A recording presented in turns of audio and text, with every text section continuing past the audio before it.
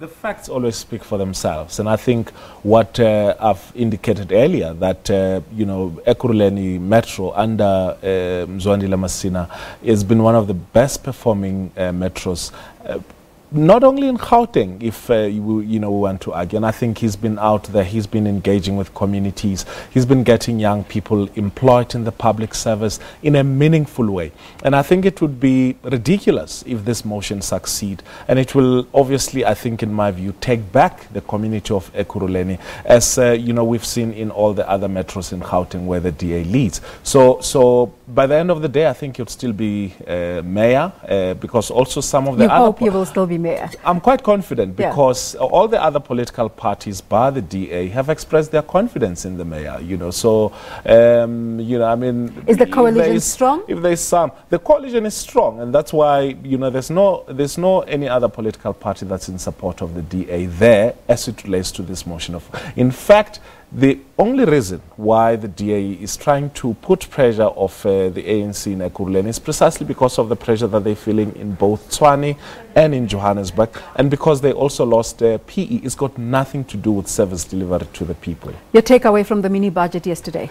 Look, quite exciting. I mean, firstly, from a higher education perspective, we're going to be investing a lot more in infrastructure. Sefako Makhatu, Mpumalanga University, and several other universities will be getting resources for their infrastructure, and in particular student housing, which is a major pressure for us. So that's that in terms of higher education. But I think broadly, keeping up to some of the fundamentals to try and bring back the economy into growth mode, and that's the only way in which we can get, especially young people employed, our graduates employed, and all of that. And I mean, I really appreciated the mood, and the confidence and the style within which the new Minister of Finance presented the budget. There will still remain generally, discussions about what how far it could have gone. How far it could have gone, and all of. But we should remember that this is the mini budget. It's only minor adjustments from the main budget. We're looking forward to the main one. The big day is next year, of course. We're asking our viewers a question this morning about whether they think, because this is one of those budget where it hasn't only been about the ball or the player. It's about the ball and the player. So we're asking our viewers this morning, what do you think of Tito Mboweni? Is he the right person to steer the ship of the finance ministry? Look, I almost got into trouble. So the night before he was announced, I met him in one of the hotels. I was having a separate meeting. He was having a separate meeting. I don't think he knew, or if he knew, he did a very good job of hiding it even from me. And we're talking about a whole range of things. And he was telling me, look, what are you guys in government doing? You are not taking care of the small townships and communities and all of that. He even mentioned my township where I come from, which he did even yesterday in his budget speech. So the following day, I said to him, when he was announced as minister, what I said township to him, is this? Mudimule. Okay. Yes. And I said to him... Major problems there. Major problems here, of course, which, the DA mayor is battling, and we're going to take it back. But what I said to him the following day is, you're now in government, so it's no longer yesterday where you're pointing a finger at me. The ball is in your court. The ball is in your court. And I mean, I think that it's not an easy job. And for him to firstly ensure that we strengthen the rand in order to maintain certain prices. Secondly, in order for us to come back from a technical recession.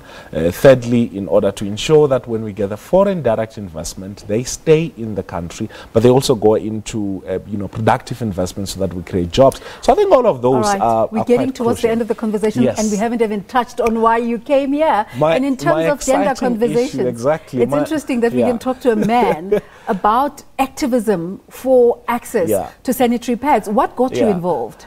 It was when I was National Secretary of the Young Communist League, and we started making all this noise. In fact, when I spoke to someone who's now my colleague, I won't mention names, and he said to me, what business do you have? You have a lot of colleagues, so we can't go through exactly.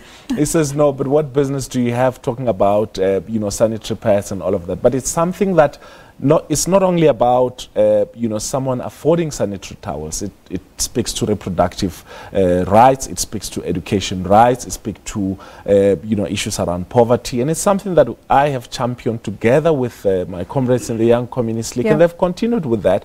And when I became deputy minister, I identified I focused my efforts there. I identified running as one of the ways in which I can create a profile. There are many communities. What happens to the students in the TVET college in KZN who actually started to produce affordable sanitary pads? I went to the factory there.